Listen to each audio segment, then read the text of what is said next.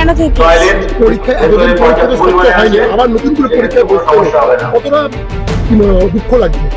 আমি first time দিচ্ছি পরীক্ষা, ঠিক আছে, মনে হচ্ছে স্বচ্ছতার সাথে পরীক্ষা হবে। এসএসসি পরীক্ষায় একাদশ ও দ্বাদশ শ্রেণীর শিক্ষক নিয়োগের জন্য নৈহাটি নরেন্দ্র বিদ্যানিকেতন উচ্চ বিদ্যালয় ৩৬৪ জনের সিট পড়েছে। কড়া নিরাপত্তা ঘেরাটোপ রয়েছে এই স্কুলে ১০০ মিটার পরিধি জুড়ে। এখানে নৈহাটিতেই থাকি। গতবার তো পরীক্ষা স্বচ্ছ হয়নি, এবার স্বচ্ছ হবে কি আশা রাখছেন? কি আশা তো রাখছি হবে, সেই আশাতেই তো এত খেটে খুঁটে পড়াশোনা করছি। এত দুর্নীতি পরীক্ষা চাকরি দিয়ে চলে গেছে, চাকরি দুর্নীতি। আপনারা তো নতুন পরীক্ষার্থী, আর কি মনে হচ্ছে আপনাদের বিশ্বাস আছে রাজ্যের উপরে? পরীক্ষা কেন্দ্রে যে নিয়ম দেখা যাক, এখন তো আমাদের বিশ্বাস রেখেই পরীক্ষা দিতে হবে। আগে থেকেই যদি ভাবি যে বিশ্বাস না রাখি, তাহলে আর পরীক্ষা এত প্রিপারেশন নিলাম কেন? আমার নাম দিতিপ্রিয়া দাস। প্রথম পরীক্ষা দিচ্ছেন? প্রথম। চাপ সহ্য করে নিয়ে হঠাৎ করে নেওয়াটা খুবই কঠিন। তো এই মুহূর্তে দাঁড়িয়ে একটাই কথা বলার, যে যাই প্রশ্ন আসুক সেটা মানে যতক্ষণ না পরীক্ষা দিচ্ছে বা ওই মেন্টাল প্রেশার হ্যান্ডেল করে পরীক্ষার হলে কতটা পারা যায়, সেটা যতক্ষণ না কেউ নিজে এক্সপিরিয়েন্স করছে ততক্ষণ কারোর পক্ষে বলা সম্ভব না। একটাই প্রশ্ন আমাদের মনে সকলে, যে যোগ্য যারা রয়েছে তাদের সকলের চাকরি সুরক্ষিত থাকবে তো, সকলে চাকরি পাবে তো? যদি একজনও বঞ্চিত হয় বা মানে পেরে না ওঠে বা কোনো অনেক প্রবলেমও রয়েছে, তো সেক্ষেত্রে সকলের পক্ষে পরীক্ষায় অ্যাপিয়ার হওয়াও যেমন কঠিন, সেরকমভাবে অ্যাপিয়ার হলেও যে সে মানে যোগ্যতার নির্ণায়ক পরীক্ষায় আবার উত্তীর্ণ হতে পারবে, এটাও অনেকের পক্ষে কঠিন।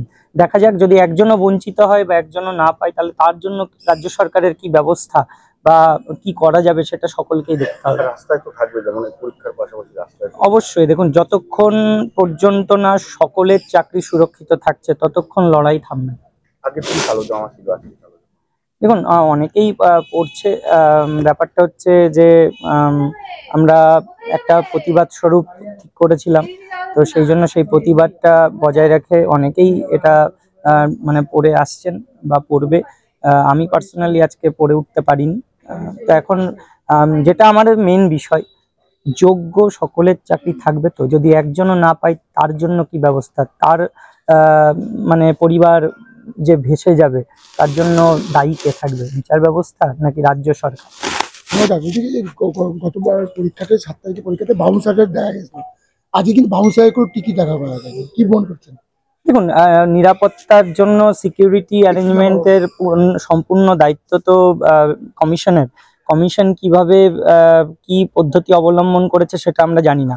যদি সেরকম নিয়ম থাকে এবং তারপরে সেটা রাখা হয় তাহলে ঠিক আছে, আর যদি সেই নিয়মকে উপেক্ষা করে তাহলে নিশ্চয়ই সেটার মানে তদন্ত হওয়া দরকার, যে কেন এরকমটা হলো। কাকিনাড়া থেকে এসেছি। টুম্পা পাল। এখানে এবারে হ্যাঁ, ফার্স্ট টাইম ফ্রেশার হিসেবে দিচ্ছি। আশা করছেন? স্বচ্ছতা তো আশা করছি অবশ্যই। এই বিগত দিনে তো বিগত দিনের অভিজ্ঞতা খারাপ হলেও আশা তো করবো স্বচ্ছতার। কারণ চাকরি তো চলে গেছে অনেকে, হ্যাঁ আছে। তাদের জন্য কি হবে? তাদের জন্য অবশ্যই অনুভূতি খারাপ, মানে তাদের জন্য সংবেদনশীল, ঠিক আছে, যাতে সবার ক্ষেত্রেই ভালো হয়। আমরাও স্বচ্ছতা আশা করব, স্বচ্ছতার সাথে পরীক্ষা দেওয়ার আশা করব। যেখানে বিভিন্ন মন্ত্রীরা বিভিন্ন জেলে আছে, তারা যে স্বচ্ছতা বজায় রাখেনি বলেই তারা জেলে। সেটা তো প্রশাসনের ব্যাপার না। কিনারা থেকে পরীক্ষা এতদিন পরীক্ষা তো সত্য হয়নি, আবার নতুন করে পরীক্ষায় বসতে হবে, কতটা কি দুঃখ লাগছে? আমি ফার্স্ট টাইম দিচ্ছি পরীক্ষা, ঠিক আছে, মনে হচ্ছে স্বচ্ছতার সাথে পরীক্ষা হবে। এর আগে তো বিভিন্ন চাকরি প্রার্থীদের দুর্নীতি হয়েছে, টাকা দিয়ে চাকরি, শিক্ষামন্ত্রী পর্যন্ত জেলে আছে, তারপরে আজ আবার পরীক্ষা দিচ্ছে। কি মনে হচ্ছে, রাজ্যে ভরসা আছে আপনার? সামান্য ভরসা আছে, খুব বেশি না। আপনার নাম? কবিতা ভৌমিক।